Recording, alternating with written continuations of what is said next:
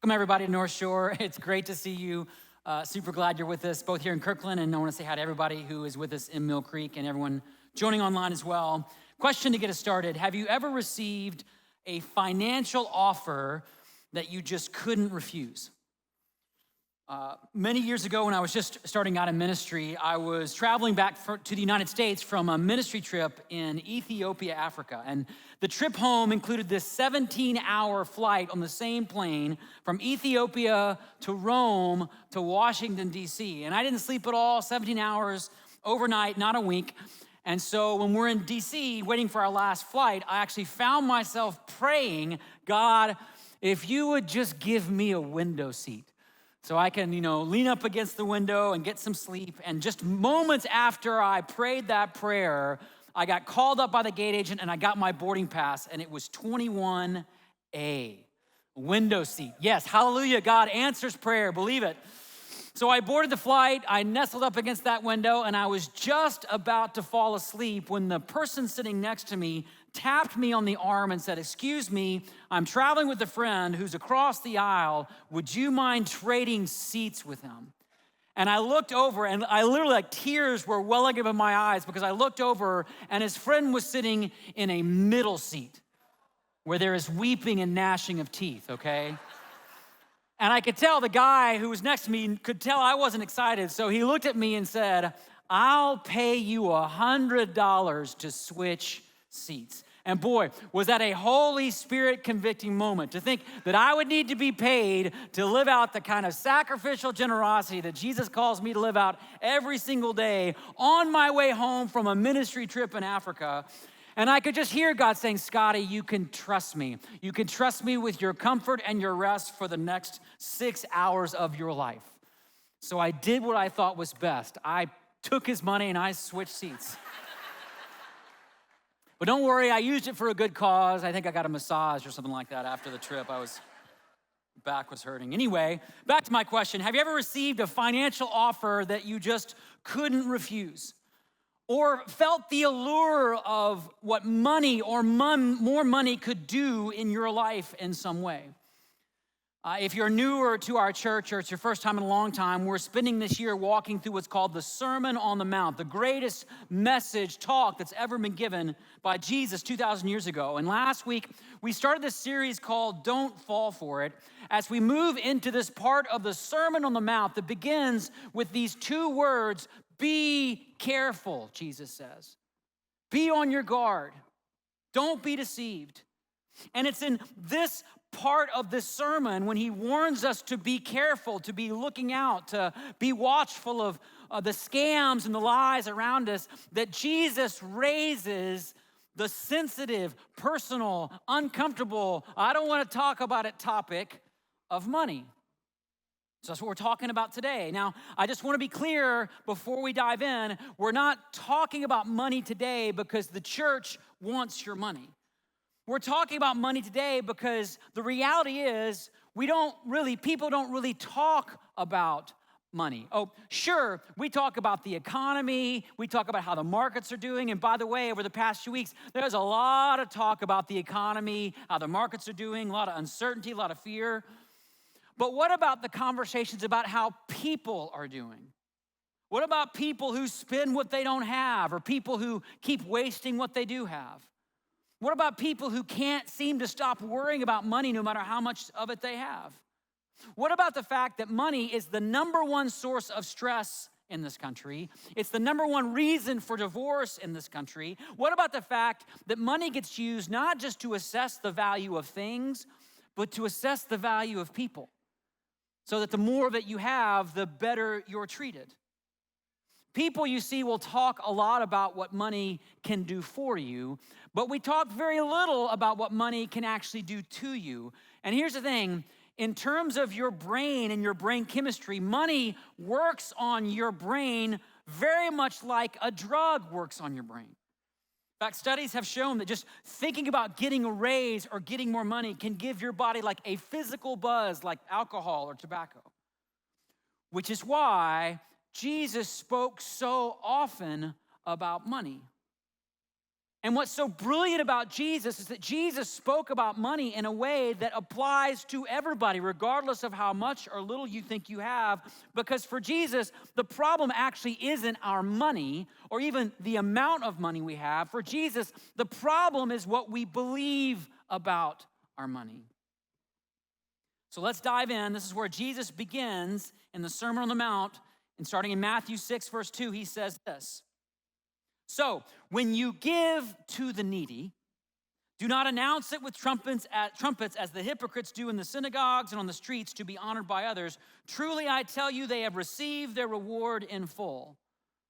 Now, pause for just a moment, just some context around this. You remember, if you were with us last week, Jesus has been talking about how people will use sort of public shows of religious devotion, expressions of faith, to impress other people or win the approval of other people. We talked about that last week, including the people who would give money to the poor so that people would say, wow, look at them, see how generous they are. That's what an amazing person.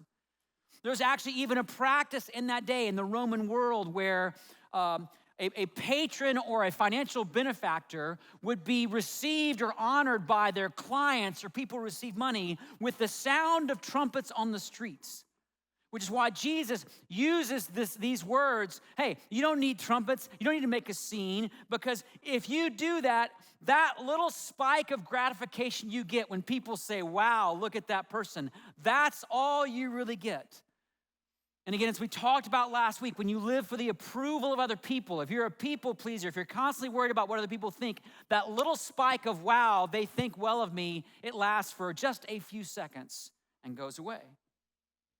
But instead, Jesus has a better financial offer. He says, but when you give to the needy, do not let your left hand know what your right hand is doing, so that your giving may be in secret. Then your Father, who sees what is done in secret, will reward you. Now, we're going to talk a little more about this left hand, right hand business. What's that about? But first, I want to spend some time on what I think are the three most convicting words in this text, at least for me. And it's when Jesus says, when you give. When you give, not if you give or when you feel able to give or once you have the capacity or stability or security to give, but simply when you give. You see, these three simple words assume a very particular posture that Jesus has around money. And they begin to unearth what I would call the lies or myths that we believe about money. When you give. First sort of myth about money that this sort of exposes when he says these words is what I call the ownership myth. And the ownership myth goes like this: I own my money. Which of course is what I tend to think, what most people tend to think. I own my money. Why? Because I earned it or I saved it or for whatever reason I have it, therefore I own it, it's mine. But if you were to read through the Gospels, you will find that Jesus has a very different understanding of who actually owns your money. So I want to kind of illustrate this. We're going to look at a verse from a parable that Jesus once told.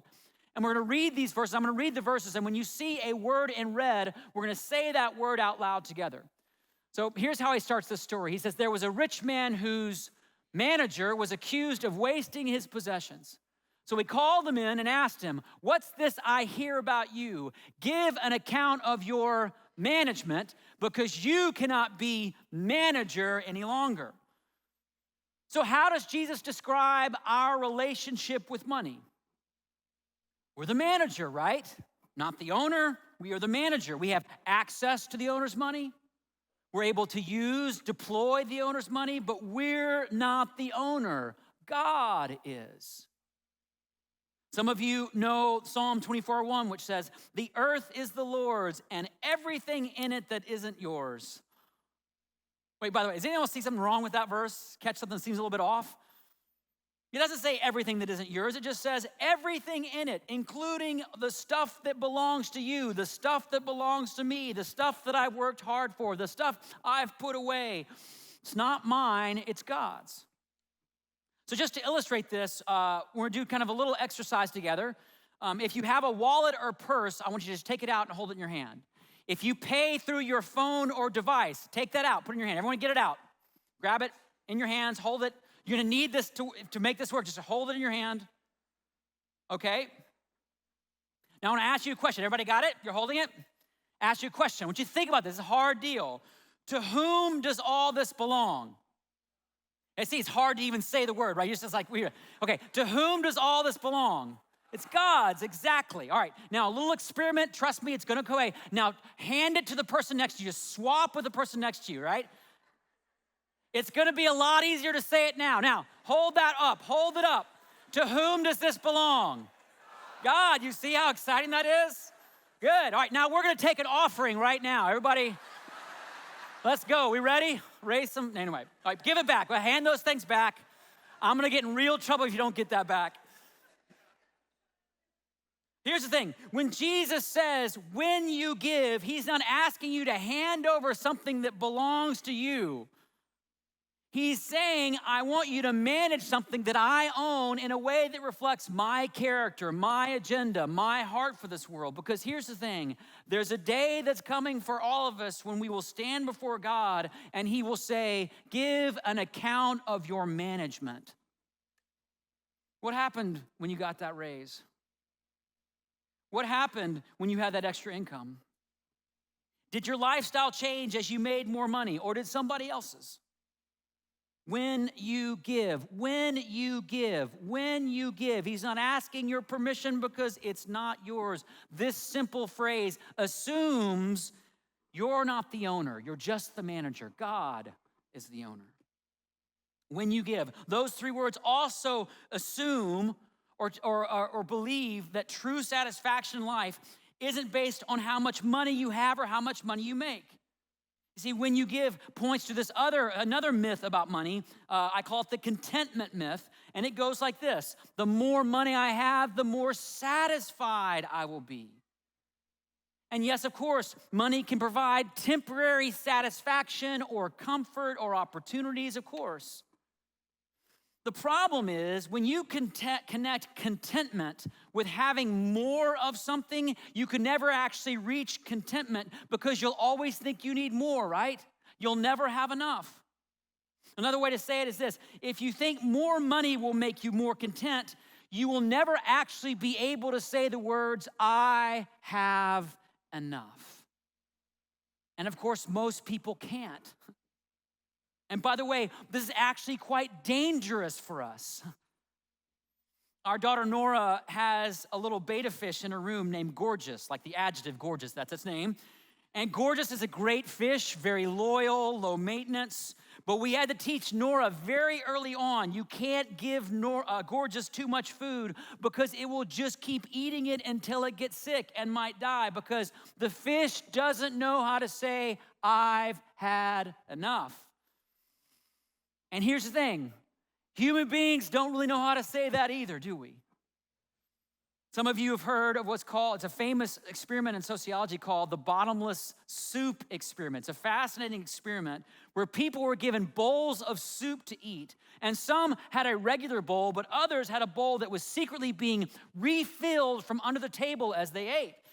And the people with the regular bowl would eat, and then they would stop and say, hey, I'm full, I've had enough. But the people with the bottomless bowl, where it's just being slowly refilled, they would just keep eating and eating and eating. Some of you are dreaming about this right now. Like, I want to go to that restaurant. Where is it? I could keep eating and eating. Why? It wasn't because they were hungry or they needed it. It was because they didn't know before they started the line that says, I've had enough. Here's my point. When you don't have a real concrete picture in your life, in your mind, in your soul of what enough actually means, here's what's going to happen to you. You're going to keep eating and eating and eating. You're going to keep buying and buying and buying. You're going to keep shopping and shopping and shopping, and you'll never be content. Because if contentment is attached to having more, you will never have enough. Are you with me?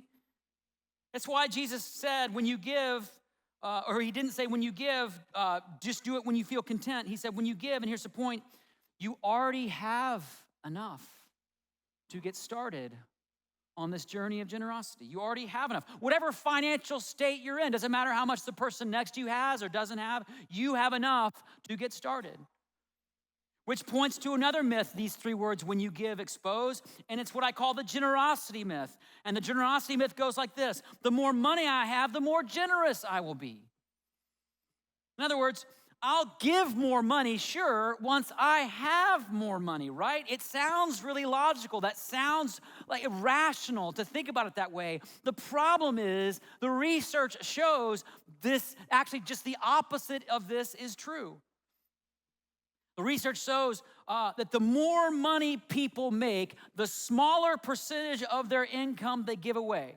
Studies over and over and over show this to be true. Not only that, in seasons of financial stress or hardship, and some of you are living through a season of stress or hardship, the highest level earners actually begin to decrease their giving. They get worried, they get anxious, they give less. The lowest earners start to increase their giving. They give more. Why? Because generosity is not a byproduct of having more money. It's a lie, it's a myth, it's not true. Generosity is a byproduct of having more faith. I either believe that God is good and will provide what is needed, or I don't, regardless of how much I have. And in some ways, the more we have, the harder it is to trust God and to believe that He'll provide. Isn't that such a strange thing? And yet so true it is. This past year, like many of you who call North Shore home, we've been saving up to make our second gift to the Greater Things campaign. If you're new to our church, Greater Things is this initiative that we started a few years ago. It's a financial campaign to be able to upgrade our campus for our kids' environments and, of course, to start North Shore Mill Creek. So way to go, we're already started up there. And at the end of this past calendar year, we made our second of our three gifts. And since that time, we've been surprised with three significant and unexpected financial burdens that kind of came out of the blue. And I gotta be honest, I just started to feel really stressed about money, really stressed about it. And then a few weeks ago, our dog got sick. And so I just had to tell our dog's name is Bailey, just, follow the light. It's okay if you go. I mean, we can't afford to spend any money on you. I'm sorry. By the way, our dog's fine. No emails about the dog, okay? Don't reach out about the dog. Dog's fine. I share that because in the midst of this season when we've, felt like, okay, God's calling us to be generous, we've experienced what so many people experience, which is stress and uncertainty and unknowns and surprise expenses. And in the midst of all that, I just started to hear God ask me a real simple question. Scotty, do you trust me? Do you trust me? And my first response, to be honest, was no, I don't. I'd actually like a little more money, and then we can go back to the trust thing, okay? No. God's saying, do you trust me? And even when it's hard to do, that same question is really the question that Jesus assumes or is presuming when he says, when you give, do you trust me? Do you trust me? Which brings me to one final myth about money we're going to talk about today. When Jesus says, when you give, he's challenging what I call the security myth. And the security myth goes like this: the more money I have, the more secure I will be. And of course, money is a great tool that gets used and needs to be used to provide the basic human needs for our lives, for our families, for our future. And by the way, this is why Jesus says when you give to the needy, in other words, when there is someone in need in your midst, the job of his disciples is to use their resources to make sure those needs get met. Money's a great tool. It's an amazing tool. It can accomplish great things. But while it's important to remember what money can do, we have to be really, really clear in our hearts about what money cannot do. By the way, your money can't fix that broken relationship. It can't heal a body from sickness or cancer or disease. It can't free you from an addiction. It can't relieve you of your anxiety. It can't bring you out of depression. Your money can't change another person's heart. It can't make your kids love you. It can't stop that accident from happening or that loss from coming or that pain from hurting. See, money can provide stability, it can help bring sustenance, but it cannot actually bring you security, real security, the kind that will actually help you sleep at night. It can't do it. In fact, Jesus once told this parable about a man who had earned such great wealth, he began to build up these barns to store it away, all that surplus. Why? So he could secure his future, of course. Doesn't it make sense? And he says, I now have all this wealth stored up for many years to come. Doesn't that sound like great security? For years, I've got barns and they're full and it's great. And then he died. Suddenly, tragically, and God said, you fool. You bought the lie. You believed that all that money was protecting you and creating real security in your life. The writer of Proverbs once put it this way: the wealth of the rich is their fortified city. They imagine it a wall too high to scale. In other words, they believe that money can somehow make them safer. But like the verse says, we're just imagining. It's just a myth. Which brings me back to those three simple words: when you give, when you give. Not if you give, not once you're able to give, once you can afford to give, but when you give, starting right now, no matter what season of life you're in. And notice he doesn't single out or call out a certain income level or tax bracket. He doesn't shame people who have money. He doesn't guilt people into giving. He just says, when you give, wherever you stand financially, I want you to build your approach to money, not around what you can buy or even what you can save, but around learning how to give.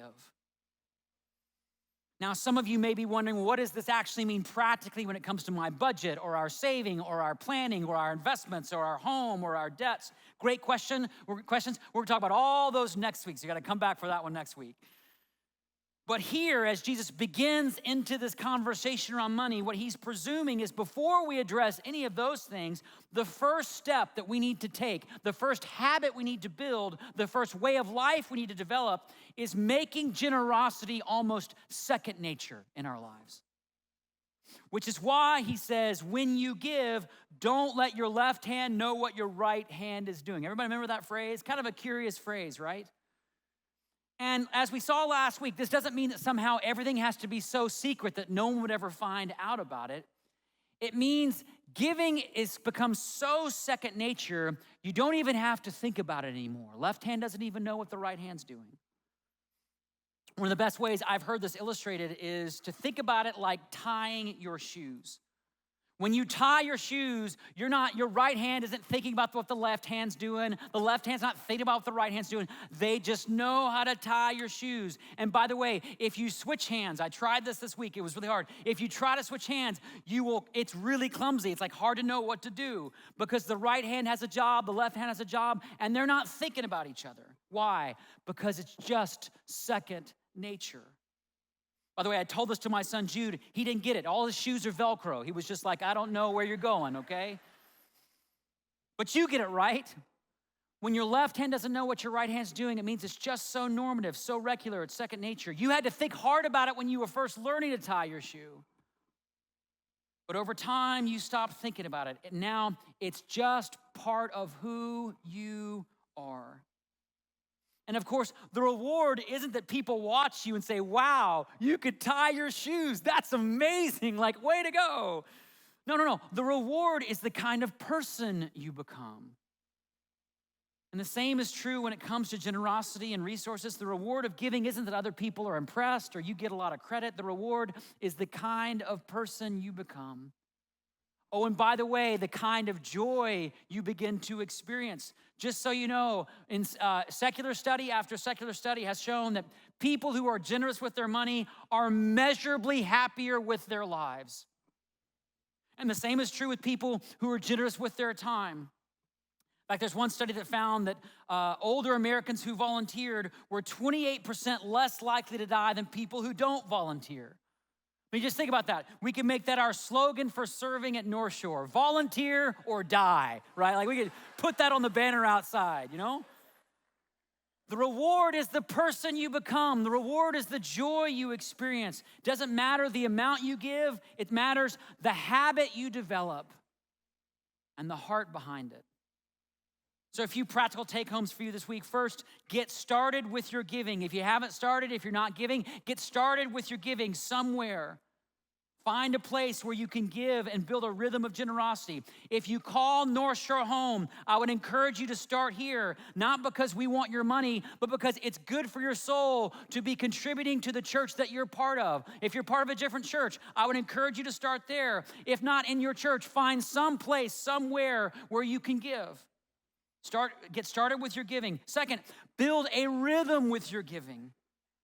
Make it something you do regularly. We love to give in our family on the first of the month as a reminder that it's all God's. He gets the first check. By the way, a check, if you're under 30, is a little piece of paper that you write on and you could give money away, so you just don't know. Build a rhythm to your giving so it becomes a habit. It becomes second nature, just part of what you do. Finally, get creative with your giving. I have a friend who keeps meals in her car to give to those in need. I know a couple who give by taking in foster babies one after the other. They've fostered over 100 babies in their life.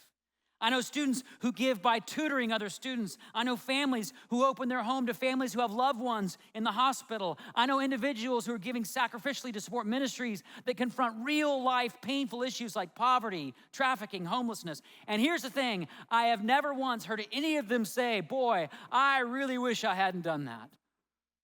Never, not once. Because when you give, remember, God who sees you has a reward. And it's not the applause you get, it's the difference you make. Even if you never see it. Some of you know that story of the widow who came to the temple in Jesus' day with just a few cents. And she gave, it says she gave more than anyone else, is what Jesus said. And for a long time, I just thought he was being kind of figurative, sort of to make an example. But clearly, she didn't actually give more like by amounts, right? Clearly, she didn't give more, did she? But that kind of thinking is not calculating what God has done with that little story, right? Think about it. That story of giving just a few cents has been told over and over for 2,000 years and has inspired hundreds of millions of people to give, which means her tiny little gift and amount has had more impact than any other gift in Jesus' day. And it wasn't because she was trying to be noticed or trying to be impressive. It was because for her, giving was just second nature, like tying her shoes. Some of you know the story of a 6-year-old girl named Hattie Mae Wyatt. And Hattie Mae went to a church in Philadelphia called Grace Baptist Church. This is 100 years ago. At the time, the room for kids in the Sunday school was so crowded, the room was so small that kids couldn't find their way in. And it was so crowded that once the pastor found Hattie Mae outside, afraid to come in, didn't want to get lost in the crowd. And he told her that one day when the church had the money, they would build a new building so that every kid could come to Sunday school. Well, a couple years later, little Hattie Mae got sick and tragically passed away. At the funeral, her mom gave the pastor this little bag that they had found under Hattie Mae's pillow with 57 pennies in it and a note that said, to help build a church so that more children can come to Sunday school. And the pastor was so moved, he shared the story with his congregation and auctioned off those 57 pennies for a total of $250. And of course, most of the people just gave the pennies back. But then that money was changed into more pennies, and those were auctioned off. And then that money was changed into more pennies, and those were auctioned off. And on it went until a foundation in Hattie's name was started, and the giving began to flow and flow and flow when you give, when you give, when you give, and people did. Well, 26 years later, the pastor there preached a sermon called The History of 57 Cents. You can look it up online and read it. And in that sermon, he shared about the impact of those 57 pennies that not only led to a church of 5,600 people, but led to a hospital where tens of thousands of patients had been treated, and a university where 80,000 plus students had attended, and all the mission leaders and pastors that had gone out and been trained. And the list went on and on and on, all from 57 pennies, and all because a 6-year-old girl treated giving like it was just tying her shoe. And of course, Hattie Mae had no idea all this would happen. And of course, neither do we, right? We have no idea what God would do with our 57 cents. All I can tell you for sure is he cannot multiply what isn't given. He cannot multiply what isn't given. And so Jesus says, and North Shore, I want you to hear this. Don't fall for the lie that that money's yours, or it'll make you happy, or it'll make you generous, or it'll secure your future. Instead, when you give, make it a habit, make it playful, make it fun, make it just between you and God, make it something you do in your life group, make it something that just shows that you're learning to tie that shoe, realizing it's all about the person you get to become. And here's the promise: God will take care of the rest. When you give, when you give, when you give.